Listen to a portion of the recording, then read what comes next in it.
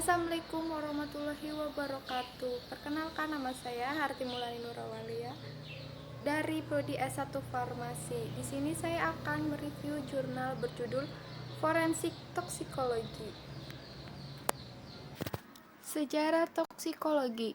Toksikologi mulai dikembangkan dan dipublikasikan sekitar abad ke-19 oleh seorang dokter berkebangsaan Spanyol bernama MJB Orfila yang lahir di Pulau Minorca pada tahun 1787 sampai 1853. Ia menjabat sebagai pimpinan pada Universitas Paris.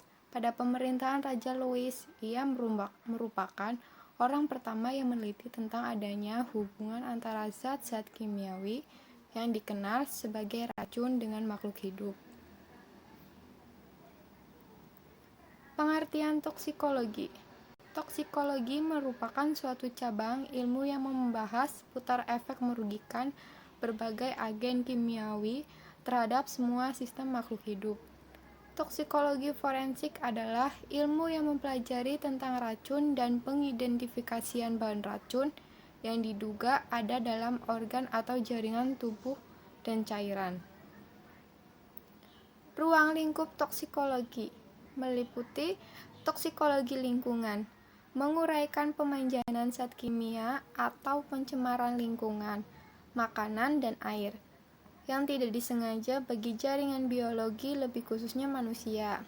Yang kedua ada toksikologi ekonomi, menguraikan pengaruh berbahaya zat kimia yang sengaja diberikan pada jaringan biologi dengan maksud untuk mendapatkan pengaruh, misalnya obat, zat makanan, pestisida.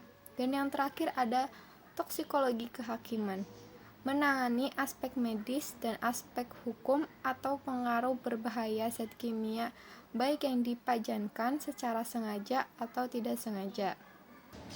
Tujuan analisis. Tujuan lain dari analisis toksikologi forensik adalah dapat membuat suatu rekaan rekonstruksi suatu peristiwa yang telah terjadi, sampai mana obat tersebut telah mengakibatkan suatu perubahan perilaku. Peranan toksikologi forensik dalam hukum. Tujuan pemeriksaan ini adalah untuk mengetahui latar belakang toksikologi digunakan dalam proses pembuktian, pembunuhan, serta manfaat toksikologi sebagai media pengungkap dalam proses penyidikan tindak pidana pembunuhan yang menggunakan racun.